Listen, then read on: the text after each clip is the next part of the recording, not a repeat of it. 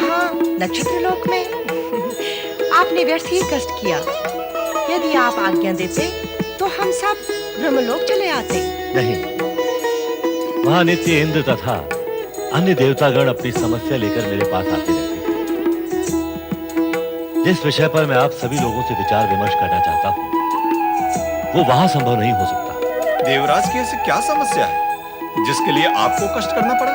तारकासुर और उसके राक्षसों के भय से वे रक्षा की गुहार करते हुए ब्रह्मलोक में यदा कदा आते ही रहते हैं। किंतु ब्रह्मदेव, इंद्र और देवगण कब तक तारकासुर के राक्षसों के भय से भागते रहेंगे? इसीलिए यहाँ आया। इस विषय में हमारे लिए क्या आज्ञा है? आप लोगों को ये तो भली प्रकार विदित होगा कि हिमालय राज की पुत्री पार्वती का तप दिन प्रतिदिन उग्र होता जा रहा है। वो अपनी कठोर साधना से शिव को प्रसन्न करने का यत्न कर रही है। हाँ, इसकी चर्चा सर्वत्र ही है, किंतु हमें पार्वती के तप के संबंध में क्या करना है? आप सभी को शिव जी के पास जाना होगा, ये निवेदन करने के लिए कि वे पार्वती की आराधना और तपस्या को स्वीकार करके उसकी मनोकामना को पूर्ण करें। आपको उनसे यह अनुरोध भी करना होगा कि वे लोकहित में पार्वती को प्रसन्न करें। किंतु ब्रह्मदेव, कामदेव को भस्म करने के पश्चात भगवान शिव का वैराग्य और अधिक बढ़ गया है। ऐसी स्थिति में क्या वे पार्वती की मनोकामना पूर्ण कर सकेंगे? अवश्य कर सकेंगे। मैं भविष्य के गर्भ में झांक कर शिव और पार्वती का विवाह संपन्न होते हुए देख रहा हूं, इसलिए निश्चित जानो कि पार्वती का विवाह शिव से ही होगा। वर्तमान में शिव और शक्ति लौकिक तथा मानवीय लीलाएं इस जगत के समक्ष एक विशेष आदर्श प्रस्तुत करने के लिए रच रहे हैं। हमें इन मानवीय लीलाओं को औचित्य व तर्क संगत रूप से प्रमाणित करने के लिए अपना योगदान करना होगा। योगदान के लिए तो भोले शंकर के पास जाना ही होगा। अवश्य जाना होगा। कामदेव भी तो इसी उद्देश्य को लेकर गए थे, किंतु शिव के कोप का भाजन बनना पड़ा था। अंतर है, कामदेव के कार्य व उद्देश्य वह आपके उद्देश्य सर्वथा भिन्न है। कामदेव शिव के मन में काम और अनुराग को उत्तेजित करने गया था, जबकि आप उनके पास अनुरोध व निवेदन लेकर जाएंगे। दुर्भावना पूर्ण न होते हुए भी कामदेव की चेष्टा अनाधिकृत थी। मेरे परामर्श के अनुसार आप सद्भावनापूर्ण चेष्टा करेंगे। दोनों में यही अंतर है। ब्रह्मदेव, आपके परामर्श को आदेश व आज्ञा मानकर हम शिवलोक अवश्य जाएंगे, किंतु शिवजी ने यदि हमारी प्रार्थना स्वीकार कर दी तो यह आपके सम्मान में अनुचित होगा। यह समय मेरे मान सम्मान पर विचार करने का नहीं, देवताओं की रक्षा करने का है। तारकासुर का जब तक संहार नहीं हो जाता, इंद्र तथा अन्य देवतागण असुरक्षित हैं। तारकासुर का वध शिवपुत्र ही कर सकेगा। अतः शिवपुत्र की उपस्थिति के लिए शिव विवाह भी आवश्यक है। शिव विवाह के लिए शंकर जी की स्वीकृति आवश्यक है। उस स्वीकृति के लिए ही मैं आप सबको शिव जी के पास भेजना चाहता हूँ। ब्रह्मदेव, हम अवश्य जाएंगे। हम भोलेनाथ से प्रार्थना करेंगे। आशा है वे मान जाएंगे। उनके मान जाने में ही देवताओं का कल्याण है। अच्छा, अब मैं विदा लूंगा। प्रणाम ब्रह्मदेव।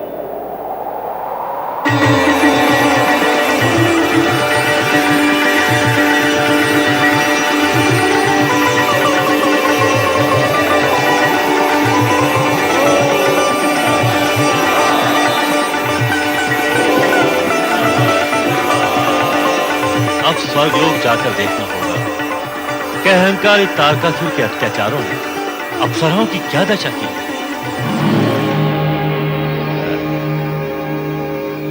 तुम मुझे देखो, इसके लिए मैंने तुम्हें नहीं बुलाया है। मैं तुम्हारा नृत्य देखूं, इसके लिए बुलाया है। चलो नृत्य करो। नहीं, हम तुम्हारे लिए नृत्य नहीं करेंगे। राक्षसों के सम्मुख नृत्य करना हमारी परंपरा नहीं है। हम केवल देवराज देवराज इंद्र के सामने नृत्य करने के लिए प्रतिबद्ध हैं। क्या कहा? नृत्य नहीं करोगी? नहीं। ऐसा दुस्साहस तो तुम्हारा स्वामी इंद्र भी नहीं कर सकता। तुमने कैसे किया? ये दुस्साहस नहीं, साहस है। दुस्साहस तो तुमने किया है, देवराज इंद्र के सिंहासन का हरण करके। ले जाओ इन दुष्टाओं को, जो हमारी आज्ञा मानने को तैयार नहीं है, और बांध दो इनको अग्निकुंड के चारों ओर, जिसके ताप से इनका सौंदर्य, इनका यौवन झलस जाए। महाबली तारकासुर की जय! महाबली तारकासुर की जय! महाबली तारकासुर की जय! महाबली तारकासुर की जय! स्वर्ग विजेता महाबली तारकासुर की जय! हो, देवताओं को पकड़कर लाए हो, पुरस्कार पाने योग्य कार्य किया है। देख लिया, पहले तुम पकड़ी गई, फिर एक एक करके देवता पकड़े जा रहे हैं। एक दिन तुम्हारा राजा इंद्र भी मेरी पकड़ में आएगा, और जिस दिन पकड़ा जाएगा, मारा जाएगा, फिर सारा नाटक समाप्त।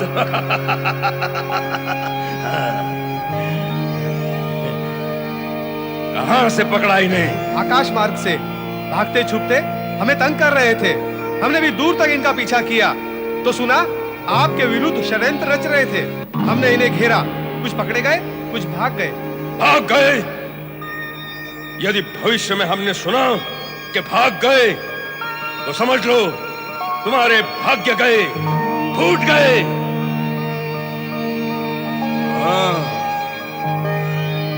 तो ये दुष्ट देवतागण मेरे विरुद्ध षड्यंत्र कर रहे थे। समाप्त कर देता हूं इन्हें, आके इनके साथ इनके षड्यंत्र भी समाप्त हो जाए। तारकासुर! ब्रह्मा जी, मेरे वरदाता,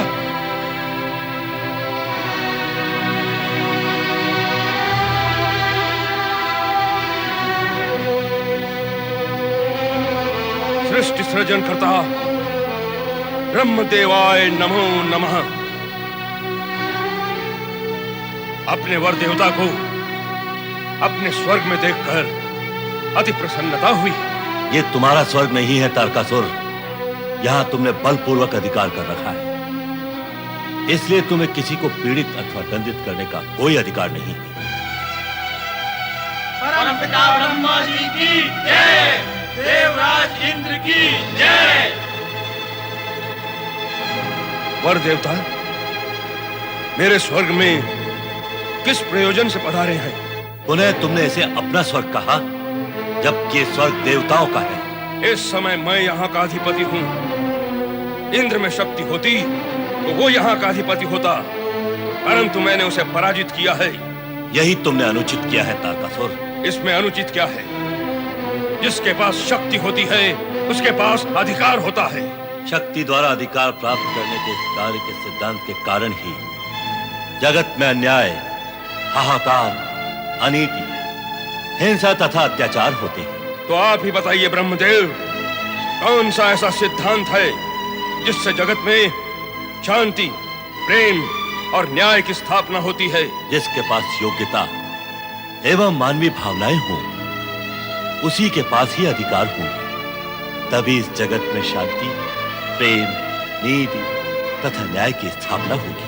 ऐसा है नहीं, और होने की संभावना भी नहीं है। इसलिए नहीं क्योंकि तुम जैसे तामसिक प्रवृत्ति के प्राणी भोग, अन्याय, अनीति, स्वार्थ और अधिकार लोलुपता के अंधकार में परहित और जनहित की सोच ही नहीं सकते। किंतु भविष्य में शांति नहीं होगी, ऐसा नहीं है। शांति होगी ही, इसका विश्वास किस आधार पर है आपको ब्रह्मदेव? मानवीय एवं दिव्य प्रवृत्ति व भावनाओं के आधार। किंतु तुम जैसे प्राणी परिणाम की चिंता न करके ही अन्याय व अत्याचार करते हैं। किंतु ऐसा समय भी आएगा जब प्रकृति के सत्य को स्वीकार कर लिया जाएगा। अच्छा, तो प्रकृति का भी कोई सत्य है? तो हमें बताएं मेरे वरदाता, क्या है वो सत्य?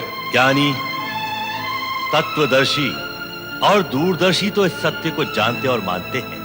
अब तुम भी इसको सुनो। अवश्य सुनाइए। प्रकृति मानवता और सात्विकता के विरुद्ध जो हिंसा, अन्याय, अत्याचार तथा पापकर्म करता है, उसके अंत में दुर्दशा होती है और भयंकर परिणाम भुगतने पड़ते हैं। यही है वो सरल सत्य जिसे जानकर व मानकर दूरदर्शी जन अब कर्म से बचकर भयंकर परिणामों से बचते हैं। भविष्य में इसी सत्य को अपनाकर जगत के प्राणी शांति स्थापित कर सकेंगे। ब्रह्मदेव, आप भी स्वप्न देखते हैं? दिवा स्वप्न, दिन के स्वप्न।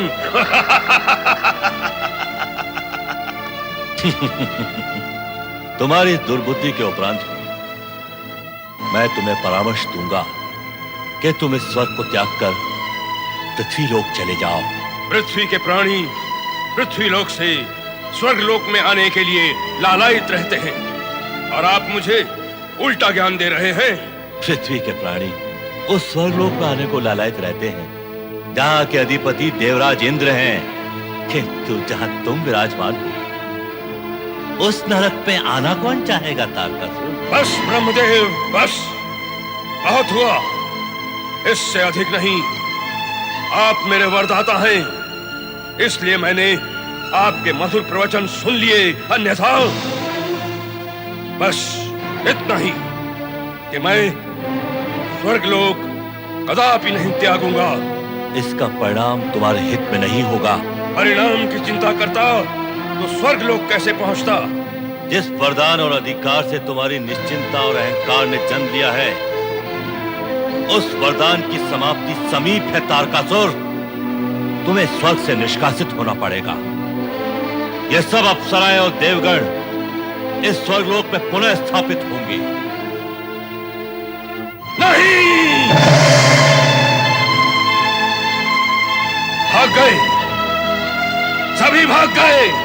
दानवराज तारकासुर को चुनौती, महाबली तारकासुर को चुनौती, स्वर्ग विजेता तारकासुर को चुनौती।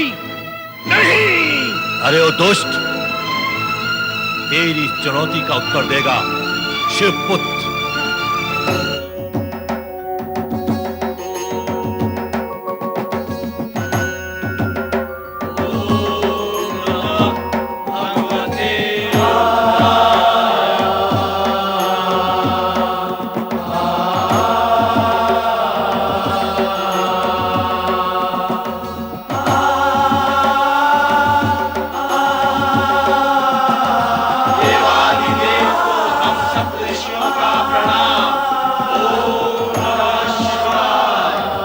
शुभम स्वागतम। ब्रह्मदेव ने हमारे अंतर मन की प्रेरणा से प्रेरित होकर आप सबको हमारे पास आने का अनुरोध किया है। भोलेनाथ, आप तो त्रिकालदर्शी हैं, आपकी लीला अगम्य है। मैं मानता हूं कि पार्वती के प्रति अनुराग एवं करुणा के कारण आपने ब्रह्मा जी को प्रेरित करके हमें बुलाया। मैं आपकी इस अनुकंपा और अनुग्रह के लिए कृतज्ञ हूं। महर्षि वशिष्ठ, आपको भ्रम हुआ है। हमने पार्वती की तपस्या से प्रसन्न होकर आपको यहाँ नहीं बुलाया। सत्य तो यह है कि उससे असंतुष्ट होकर आपको यहाँ बुलाया है। क्या असंतुष्ट होकर, भोलेनाथ? हाँ, सत्य तो यह है कि हमने एकांत समाधि निमित्त इस स्थान का चयन किया था, किंतु पार्वती यहाँ आकर हमारी समाधि में बाधक सिद्ध होने लगी। अब ऐसी स्थिति में उसे कौन समझाए? इस कार्य के लिए आप सबसे अधिक उपयुक्त अन्य कौन हो सकता है? यही विचार कर हमने ब्रह्मदेव को प्रेरित किया। अब आपको प्रेरित करते हैं कि जाकर पार्वती को समझाएं कि वो तपस्या करके निरर्थक प्रयत्न न करे। उसे कुछ भी प्राप्त होने वाला नहीं है। उसका हित इसी में है कि वो राजमहल लौट जाए और योग्य वर का वरण कर अपने जीवन का मार्ग प्रशस्त करे।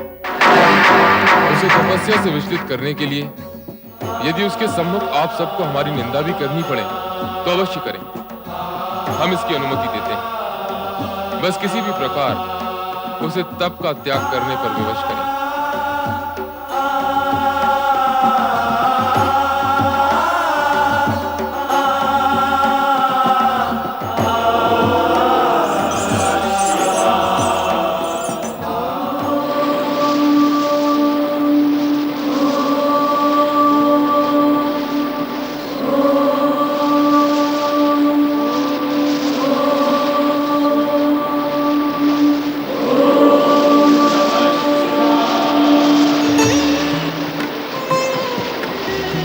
पर्वतराज की पुत्री पार्वती, जागो। नंदीराज की पुत्री गिरिजा, जागो। हिमालय राज की लाडली उमा, जागो। जागो पार्वती, जागो।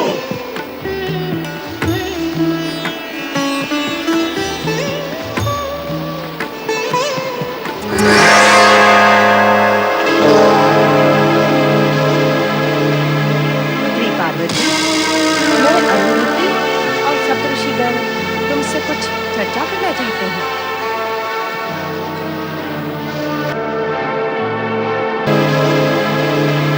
पुत्री पार्वती, मैं अरुंधति और सप्तऋषिगण तुमसे कुछ चर्चा करना चाहते हैं।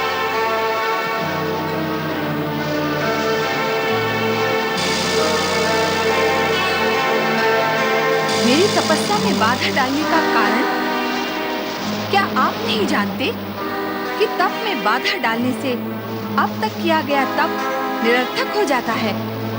मेरी तपस्या में बाधा डालकर उसे निरर्थक करने का अधिकार आपको किसने दिया?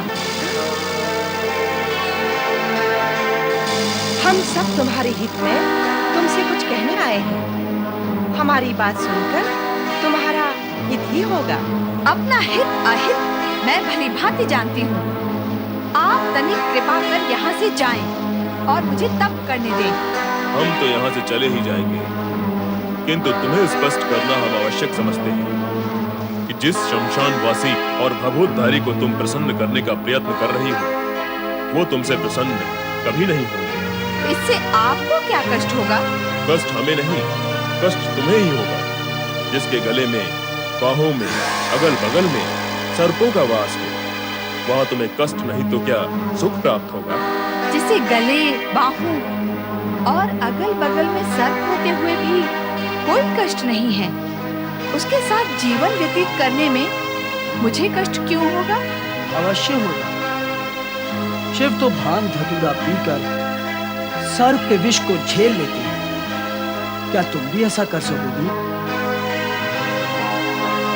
तनिक विचार करो, कहाँ तुम कोमल तन और मन वाली राजकुमारी राजमहल के राजसी ठाट बाट में पली हुई, और कहाँ वो भूतनाथ अशुभ वेशधारी अघोरी। बस बस, अब शिव निंदा नहीं सुन पाऊंगी।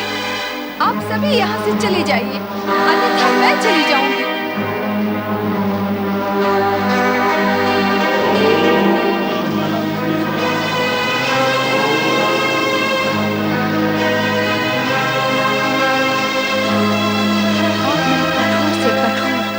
और उग्र से उग्र तप करूंगी।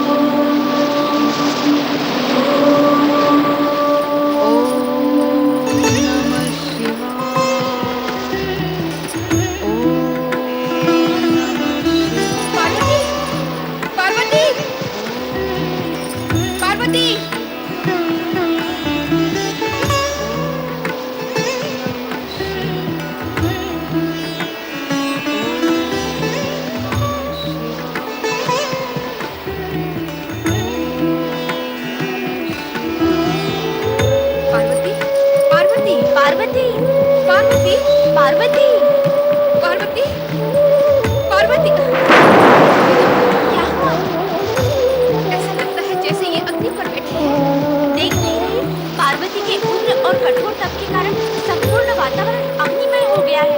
भीषण उष्णता व्याप्त है यहाँ। हाँ, देख रही हूँ। मेरा विचार है हमें इसे सावधान करना चाहिए। करना ही होगा। कहीं उष्णता के कारण चैन झुलस गई तो हम महाराज और महारानी को क्या उत्तर देंगे? तो मैं जगाऊं इसे? हाँ। पार्वती, पार्वती, पार्वती। क्या हुआ? ये तो अंगारे की भांति तप रही है। अब इसका चेहरा और तन देख झुलस कर कैसे पीत वर्ण के हो गए हैं।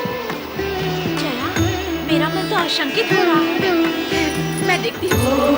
पार्वती, पार्वती। क्या हुआ? ये बोल नहीं रही है। ओम नमः शिवाय का मंत्र इसके स्वर में मुझे सुनाई दे रहा है। जया, हमें चलकर महाराज और महारानी को सूचित कर देना चाहिए। मेरी बच्ची, मेरी पुत्री पार्वती, उसे कुछ हो गया ना तो मैं भी अपने प्राण त्याग दूंगी। नहीं रानी नहीं, उसे कुछ नहीं होगा। इतना कठोर तप करने वाली कन्या को यदि कुछ हुआ तो स्वयं विधाता को लज्जित होना पड़ेगा।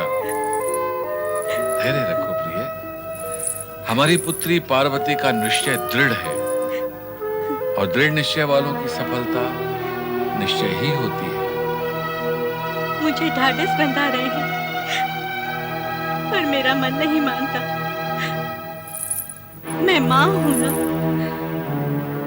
अब माँ के मन की क्या जाने। मेरी बच्ची मुरझाने लगी है। मैं अपनी फूल सी बच्ची को मुरझाते हुए नहीं देख सकती। मैं तुरंत वहां जाती हूँ और उसे वापस ले आती हूँ। नहीं रानी, तुम्हें शपथ है एक पग भी आगे नहीं। पार्वती की शिव आराधना में बाधा डालने का पाप नहीं करना मेरा, पाप नहीं करना।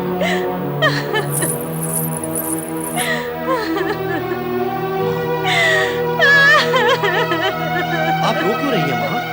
पुत्री के वियोग में माँ का मन है ना, ऐसा होता है। परंततः सब मंगलमय ही होगा।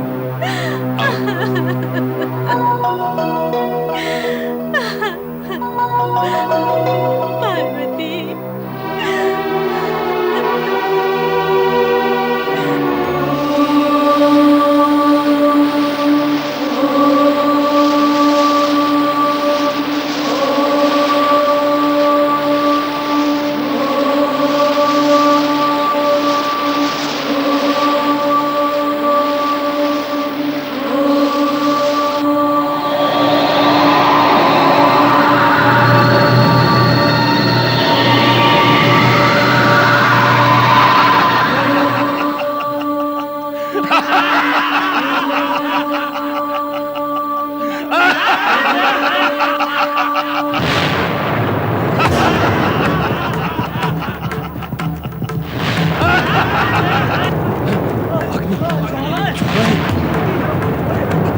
सेनापति, ये कैसी ज्वालाएं हैं?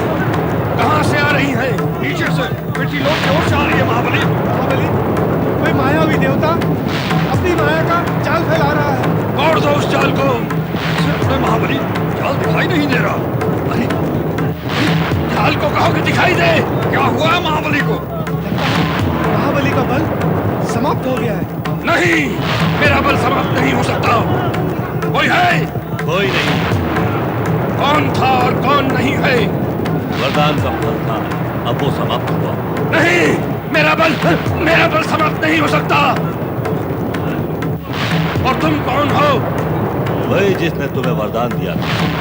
मेरे वरदान का बल अब समाप्त हो गया, कारण कि तेरे तप और पुण्य का प्रभाव समाप्त हो चुका है। अब तेरा हित इसी में है तारकासुर कि तू स्वर्ग त्याग दे। तारकासुर, तुझे अंतिम चेतावनी दी जाती है कि स्वर्ग से चला जा स्वर्ग से। जाओ, सब लोग यहां से जाओ। ये स्वर्ग लोक छोड़ दो। मैं भी जाता हूं, तुम भी जाओ, अपने राज्य में चले जाओ। जाओ।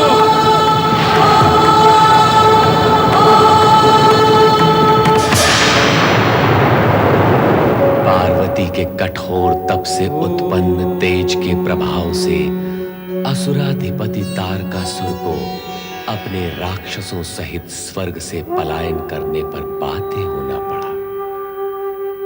पंचाक्षरी मंत्र ओम नमः शिवाय के दिव्य प्रभाव से स्वर्गलोक में दिव्य शांति व अनुकूल वातावरण का निर्माण हुआ। पर देवराज और देवगण इस सुखद घटना से अभी तक अनभिज्ञ थे। मेरे विचार से यह स्थान पूर्णतया सुरक्षित है। यहाँ पर तारकासुर के राक्षस कभी नहीं पहुंच सकते। हाँ देवराज, यहाँ दूर दूर तक कोई राक्षस नहीं। राक्षस तो नहीं, किंतु वो देखो वहां हिमगिरी शिखर पर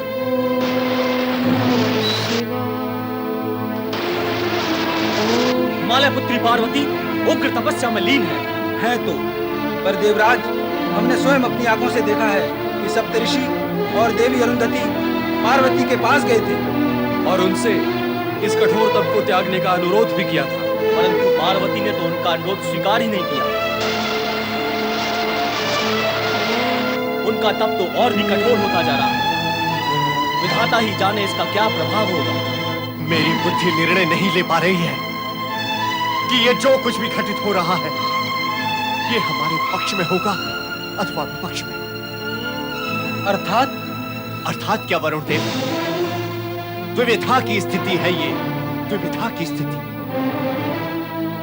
यदि पार्वती का तप सफल नहीं हुआ और शिव ने उनका वरण नहीं किया तो शिवपुत्र कहां से होगा? और यदि शिवपुत्र नहीं हुआ तो तारकासुर वध की सारी संभावनाएं समाप्त हो जाएंगी। अर्थात हमारे कष्ट ज्यों के त्यों बने रहेंगे। कुछ नहीं कहा जा सकता। कारण की स्थिति अपने वश में तो है ही नहीं। यदि पार्वती का तप इसी प्रकार दिनों दिन उग्रतर होता गया तो इस सृष्टि में प्रलय का उत्पन्न होना निश्चित है। पर ऐसा भी तो संभव है कि पार्वती का तप सफल हो जाए और शिव विवाह हो, शिव पुत्र हो और तारकासुर मारा जाए। संभावनाओं और अनुमान के सहारे हमारे कष्ट दूर नहीं हो सकते, कदापि नहीं हो सकते। न जाने क्यों ब्रह्मा विष्णु महेश इस विषय पर मौन साधे हुए हैं। पार्वती के उस उग्र तप की ओर ध्यान क्यों नहीं दे रहे हैं वो?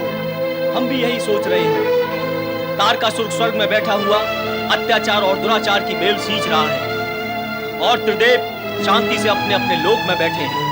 हाँ देवराज, अब वो पृथ्वी पर अत्याचार न करके हम देवताओं और अप्सराओं को पीड़ित करने पर उतर आया है। क्या भविष्य है हमारा? नारायण नारायण नारायण श्रीमन्नारायण नारायण नारायण। देवर्षि, देवर्षि, आप यहाँ? देवराज, नारद के लिए समय और स्थान कभी निश्चित नहीं होते, किंतु आप सभी मुझे देखकर आश्चर्यचकित क्यों हैं? सत्य तो यह है कि आप सभी को देखकर मैं आश्चर्यचकित हो गया हूँ। आप क्यों आश्चर्यचकित हो रहे हैं? पहले आप प्रकट कीजिए कि आप चिंतित क्यों हैं? तीनों लोग इस बात को जानते हैं कि तारकासुर हमारे स्वर्ग पर अधिकार किए बैठा है। आपको अप्रिय तो लगेगा देवराज, किंतु अपनी स्पष्टवादिता की कुटेव से मैं स्वयं भी विवश और पीड़ित। ऐसी क्या बात है मुनिवर? ऐसी ही बात है देवराज, ऐसी ही बात है। कुकर्म करने वाला सदा ही दुर्बल होता है और दुर्बल सदा ही भयभीत और भयभीत होता है चिंतित। और आप भी चिंतित हैं देवराज। देवर्षि, सत्य अप्रिय होता है देवराज, किंतु उसे स्वीकार कर लिया जाए तो फल बड़े ही मीठे और मधुर देता है। नारायण नारायण। इस अप्रिय सत्य के आगे कोई प्रिय सत्य भी तो होगा देवर्षि। अवश्य है सूर्यदेव, अवश्य है। चिंता में चिंतन तो छूट ही जाता है। नारायण नारायण। जैसे आप सब यहाँ चिंताग्रस्त हैं और वहाँ चिंता का कारण कब से समाप्त हो चुका है। वो कैसे? हिमकन्या पार्वती के कठोर तप के पुण्य प्रभाव से वो दुष्ट अत्याचारी तारकासुर स्वर्ग से कब का पलायन कर चुका है।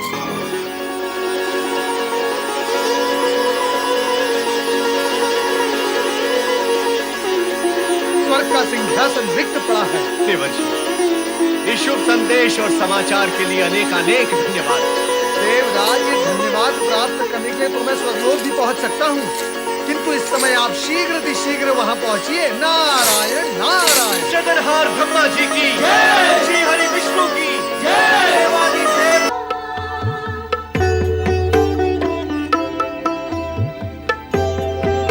मुनिवर, इस हो चुके कल्याण में संपूर्ण योगदान देवी पार्वती का है।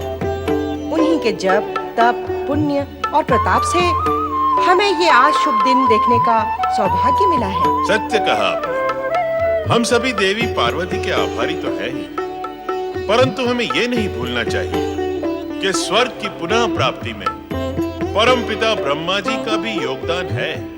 महातपस्विनी देवी पार्वती की जय हो, परमपिता ब्रह्मा जी की जय हो। नारायण नारायण नारायण नारायण। परमपिता ब्रह्मा और माता सरस्वती को पृथ्वी के वटवृक्ष निवास के पश्चात पुनः ब्रह्मलोक में एक साथ देकर आंखें धन्य हो गई। शब्दों का मायाजाल मत फैलाओ नारद, अपने आने का प्रयोजन प्रकट करो। नारायण नारायण। मेरे आने का प्रयोजन स्पष्ट है परमपिता। सप्त ऋषियों और देवी अरुंधति ने देवी पार्वती के सम्मुख भगवान शिव की घोर निंदा की, उन्हें अपमानजनक शब्द कहे, फिर भी देवी पार्वती अपने तप से विरक्त नहीं हुई। क्यों? इसका क्या कारण है परमपिता? यदि देवी पार्वती का तप उग्र से उग्रतर हो गया तो नारद, तो नाम के इस प्रश्न ने जन्म अवश्य लिया है, किंतु इसका उत्तर अभी जन्मा नहीं है और न ही भविष्य में इसके जन्मने की कोई संभावना है। तुम अपनी समस्या के समाधान के लिए इतना समझ लो कि शिव और शक्ति की लीला स्वयं ब्रह्मा नहीं समझ सके हैं, तो उनका मानस पुत्र नारद भला कैसे समझ सकता है? नारद, तुम्हें न तो भ्रमित होना चाहिए न भयभीत। समय से पूर्व तो प्रलय भी नहीं आएगा, इसलिए पार्वती का तप, उग्र तप सफल होकर अशुभ नहीं शुभ परिणाम लाएगा। परमपिता, इस तप और लीला की अंतिम सीमा क्या है? नारद, पार्वती का यह लौकिक तप शक्ति की अलौकिक सीमा से संबद्ध है। अर्थात? शिव इस समय पार्वती की परीक्षा ले रहे हैं और ऐसी परीक्षाएं एक सूत्र तक की सीमा पर ही समाप्त होती है। अर्थात जब शिव पार्वती का विवाह निर्विघ्न संपन्न हो जाएगा, तभी स्थिति सामान्य होगी। नारायण नारायण। परमपिता, लगता है स्थिति मात्र सामान्य ही नहीं सर्वमान्य हो गई है। देवराज इंद्र अपने सभी देवगण सहित स्वर्ग पर अपना अधिकार प्राप्त कर गीत, संगीत, नृत्य और हर्षोल्लास में मग्न हो चुके हैं। ये असामान्य स्थिति है नारद। अभी तो इन देवताओं की परीक्षा भी शेष है। आश्चर्य है, इतनी कठोर स्थिति से निकलकर आए देवताओं को क्या अभी और परीक्षा देनी होगी? माता, कितने समय पश्चात वे सुख की सीमा में आए हैं। क्या सुख की अवधि इतनी सीमित होती है? सुख स्वयं के साथ और सुविधा की सामग्री बन जाए तो उसकी अवधि सीमित होती है। उस सुख का पल्लू भी दुख की मुट्ठी में कसा हुआ होता है। हाँ, यदि उस सुख की दिशा जन कल्याण की ओर उन्मुख हो जाए तो उसकी अवधि बढ़ जाती है। माता, क्या यह भी शिव शक्ति की लीला के कारण होता है? शिव शक्ति की लीला कहो अथवा प्रकृति का नियम, किंतु होता ऐसा ही है। समय आने पर देवताओं को भी इस सत्य का ज्ञान हो जाएगा।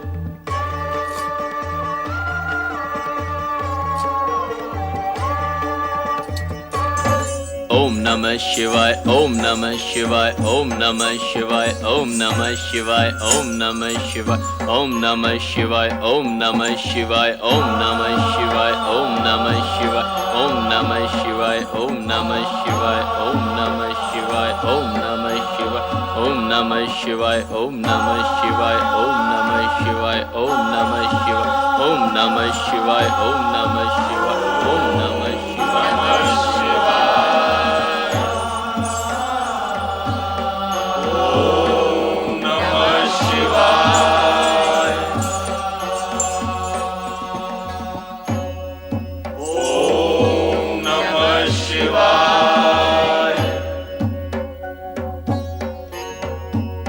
सब ऋषि और देवी अरुंधति भी लौट आए। आप सब लौटे तो हैं देवेश्वर, किंतु असफल होकर।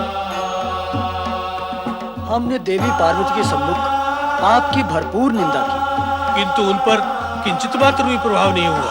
आपकी निंदा उनसे नहीं सुनी गई। हमारे मुख से आपकी निंदा सुनकर उनकी भाव भंगिमा कठोर हो गई भोलेनाथ। हम उनके मन में आपके प्रति विकर्षण उत्पन्न नहीं कर सके। उल्टे आपकी निंदा करके उनके मन में हमारे प्रति विकर्षण उत्पन्न हो गया है। सत्य तो ये है भोलेश्वर कि उन्हें हमारी बताई हुई बातों पर विश्वास ही नहीं हुआ। वे तप करना नहीं त्यागेंगी देवेश्वर। वे अपने उद्देश्य पर अटल और अचल हैं। उनका विचलित होना सर्वथा असंभव है।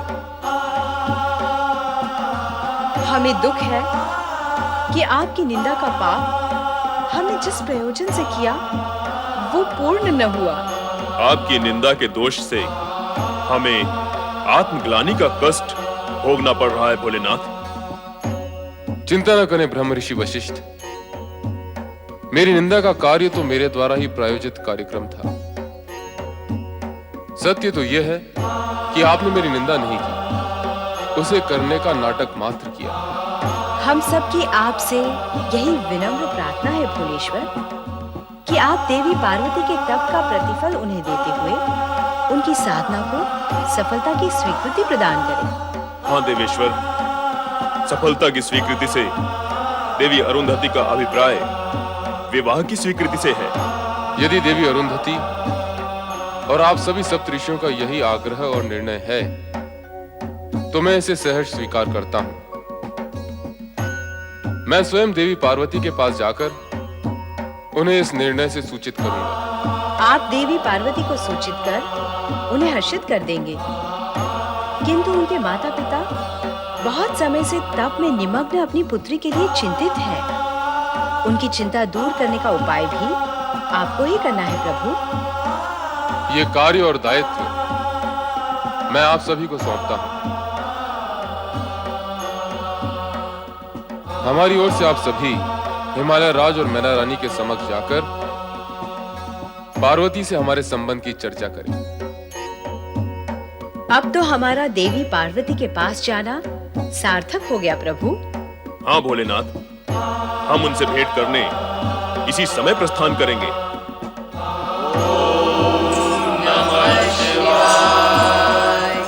कब मिलेगी शिव की स्वीकृति और कब समाप्त होगा पार्वती का तप?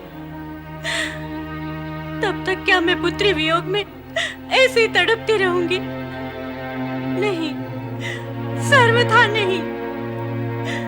क्या प्रयोजन है पुत्री के लिए ऐसी तपस्या का कि उसकी माता को पीड़ा पहुंचाती है?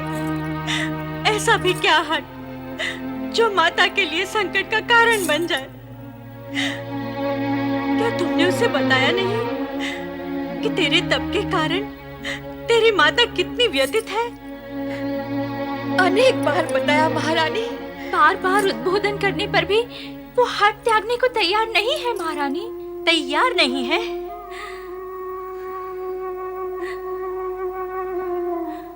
तो वो अपना हट नहीं त्यागेगी। मेरी पुत्री अपना हट नहीं त्यागेगी, पर मैं तो उसकी माता हूं ना। मेरा हट तो उसके हट से भी अधिक हटीला होगा। अब मैं भी अपने हट पर अडिग रहूंगी और पार्वती का विवाह शमशानवासी बैरागी शिव के साथ कदापि नहीं होने दूंगी। कदापि नहीं होने दूंगी। कदापि नहीं होने दूंगी।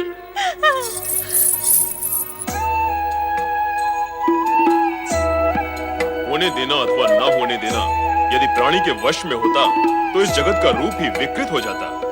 होने देने अथवा न होने देने की शक्ति प्रकृति और विधि ने स्वयं अपने हाथों में रखी है। स्वामी, मैंने केवल इतना कहा कि मैं महारानी मैना को किसी कारण से क्रोधित नहीं होने दूंगी, क्योंकि वो धन्य भाग है मेरे, आप सभी के पावन व पुण्य चरणों से हिमालय भवन पवित्र हो गया। मेरा सादर विनीत प्रणाम स्वीकार करें ऋषिगण एवं देवी अरुणधति। कल्याण भव। पधारे ना, आसन ग्रहण करें।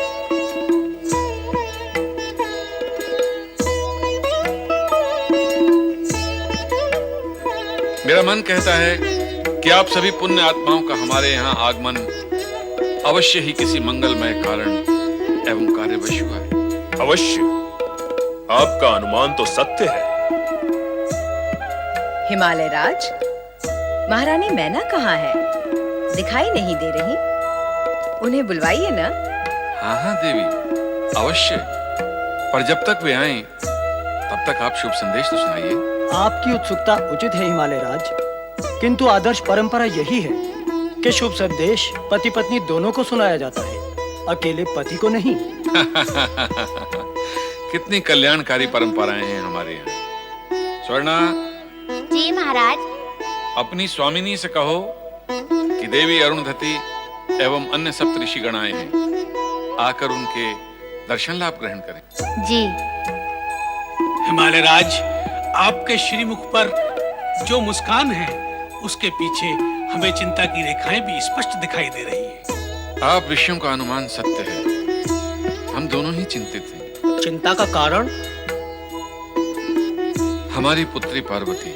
वो तो तपस्या में लीन है, चिंता का कारण वो कैसे हो सकती हैं? यही तो हम दोनों की चिंता का विषय है। हमने पार्वती को बहुत समझाया, किंतु वो अपने हठ पर अडिग है, तप त्यागने को तैयार ही नहीं होती। आप क्यों चाहते हैं कि वो तप त्याग दे? तप तो जीवन के मार्ग को सरल, सुलभ व सुखी बनाता है, उज्जवल भविष्य का निर्माण करता है। पर यदि पार्वती की तपस्या से भगवान शंकर प्रसन्न हुए तो परिणाम क्या होगा? तप का परिणाम क्या नहीं शुभ होता है हिमालय राज। तो क्या हमारी पार्वती का तप सफल हो गया? हाँ, भोलेनाथ की कृपा होगी तो उनकी तपस्या सफल ही समझिए।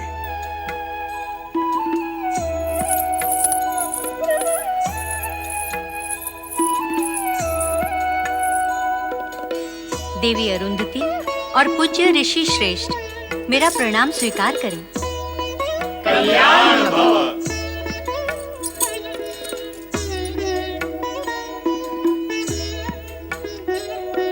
महारानी मैना, हम सभी कैलाश से भगवान सदाशिव और आपकी पुत्री कुमारी पार्वती के विवाह का प्रस्ताव लेकर आए हैं। आप अपना विचार कहिए। इस विषय में मेरा कुछ कहना क्या उचित होगा? मेरा विचार तो आप सुविधानुसार विचार करें। यदि आप चाहें तो कुमारी पार्वती से इस विषय पर चर्चा कर लें। यदि आपने शिव पार्वती के विवाह को स्वीकार कर लिया तो समझ लीजिए कि शिव जी ने भी स्वीकार कर लिया, क्योंकि इस जगत में जो कुछ भी होता है वो शिव जी की इच्छा अनुसार होता है, और शिव जी की इच्छा सदा कल्याणकारी होती है। अब हम प्रस्थान करेंगे। कल्याण भव।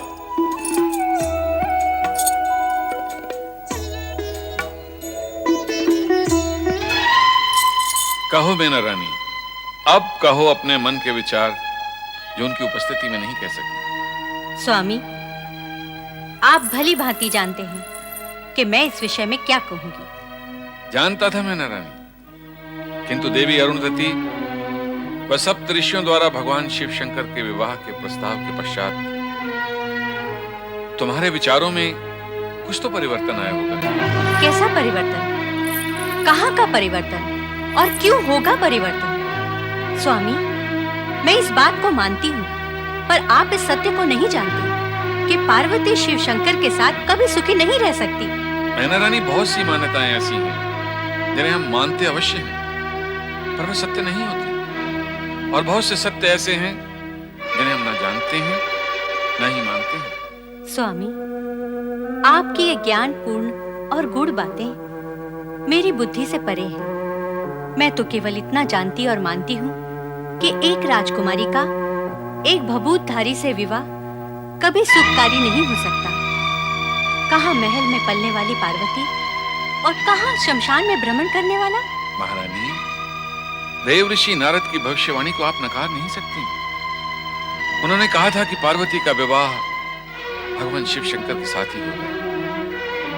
और रही सुख की बात, तो जग में कोई भी माता पिता अपनी पुत्री के भाग्य लेख में केवल सुख का लेखा नहीं लिख सकता। स्वामी, सुख का लेख तो नहीं लिख सकते, पर उसके सुखी जीवन के लिए अपने आशीर्वाद और मंगल कामनाओं से इच्छा और प्रयत्न तो कर ही सकते हैं। उतना तो हम कर ही रहे हैं मैना रानी, और करेंगे भी। देव ऋषि नारद की भविष्यवाणी, देवी अरुंधति और सप्तऋषियों का आगमन इस विवाह की पुष्टि व समर्थन करते हैं।